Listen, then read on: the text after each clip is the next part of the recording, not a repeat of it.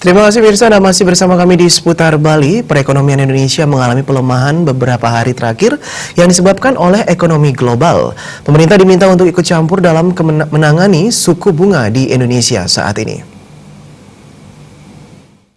Dalam beberapa hari terakhir, perekonomian Indonesia dan Bali khususnya mengalami pelemahan yang cukup signifikan. Hal ini terlihat dari melemahnya nilai tukar rupiah dan suku bunga yang mengalami kenaikan.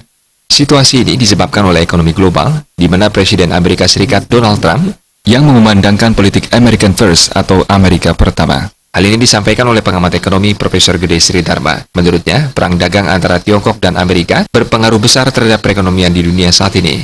Rektor Universitas Pendidikan Nasional ini khawatir globalisasi tidak akan terjadi akibat politik American First. Dalam hal ini, pemerintah Indonesia diminta untuk ikut campur untuk menangani suku bunga di Indonesia. Jadi perang dagang antara China dan Amerika ini sudah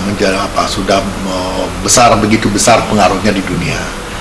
Amerika melindungi dirinya dari serangan asing dengan menerapkan tarif biaya masuk yang begitu besar.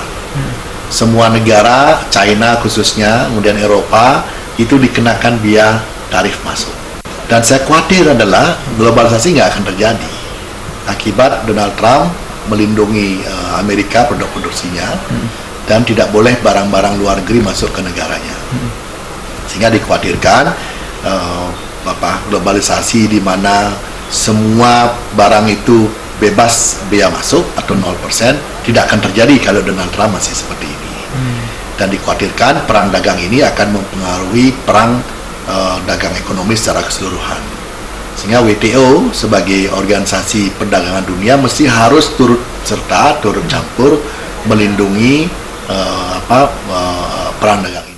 Profesor Sri Dharma juga menambahkan, erupsi Gunung Agung yang terjadi saat ini dinilai tidak berpengaruh besar terhadap ekonomi di Bali. Pasalnya, belum ada travel warning yang dikeluarkan oleh negara-negara luar, sehingga Bali masih menjadi magnet bagi wisatawan mancanegara untuk dikunjungi. Adi Setiawan.